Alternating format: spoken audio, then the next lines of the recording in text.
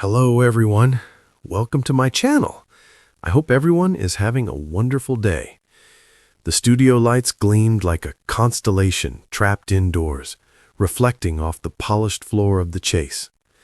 Contestants had prepared for weeks, rehearsed their answers in the car on the way to the studio, and memorized trivia they barely knew existed. Among them was Emma, a sharp-witted librarian from Nottingham, whose calm demeanor hid a storm of nerves. She had made it this far, beating the first round with ease, but now she faced the ultimate test, the infamous Bradley Walsh and his unrelenting chaser. The audience buzzed, a wave of energy washing over the studio like electricity. Bradley, ever the charming tormentor, grinned from his podium, bow tie slightly askew, his eyes twinkling with mischief. Emma took a deep breath, her pulse sinking with the dramatic music. "Emma, are you ready?" Bradley asked, his voice smooth but laced with that teasing edge that made millions worldwide hang on every word. "As ready as I'll ever be," Emma replied, straightening her posture. The questions started fast and sharp, a barrage of facts from history, science, and pop culture.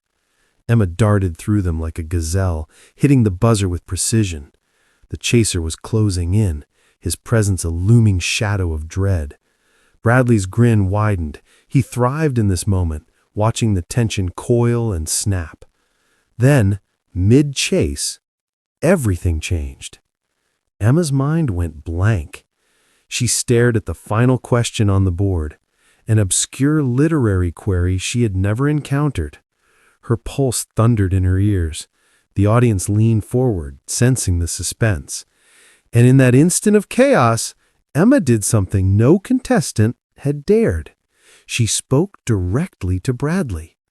"Bradley!" she called, her voice trembling but fierce. "Please, just one tiny hint," she pleaded, a spark of desperation in her eyes. "I promise I'll never ask again." The studio gasped. Contestants weren't supposed to plead with the chaser. Even the host's stoic co-host, the unseen hand managing the scoreboard, seemed frozen. Bradley chuckled, the sound rolling through the room like warm thunder. "A plea, huh?" he said, leaning slightly on his podium. "I've had people beg before, but never quite like this." Emma's heart pounded, hope flickering against the edge of despair. The chaser himself paused, perhaps curious, perhaps amused. Bradley tapped his fingers, theatrically pondering the request. "You know, I could just ignore you," he said, eyes sparkling with mischief. "Or I could give you a tiny nudge, but that would ruin the suspense, wouldn't it?" Emma swallowed hard, her hands gripping the podium. I understand. Just a whisper, a clue. Anything!" The studio seemed to hold its breath. Bradley leaned in closer, lowering his voice so only Emma could hear. "Think of the one who rules with a quill, not a sword." It was cryptic enough to spark hope without breaking the game entirely. Emma's eyes lit up. She whispered a quick thank you, nearly tripping over her own feet in excitement.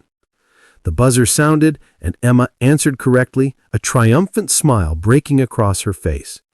The chaser's attempt to overtake her was thwarted by a fraction of a second. The audience erupted, some laughing, some cheering, others applauding the boldness of her plea. Bradley straightened, shaking his head with mock indignation. "You cheeky little librarian. I suppose that's what keeps the game interesting." Emma laughed too, the tension of the chase melting into a shared moment of triumph. The game would go on, questions would continue to fly, but for just one magical moment, the unstoppable force of Bradley Walsh had bent, if only slightly, under the weight of a human plea.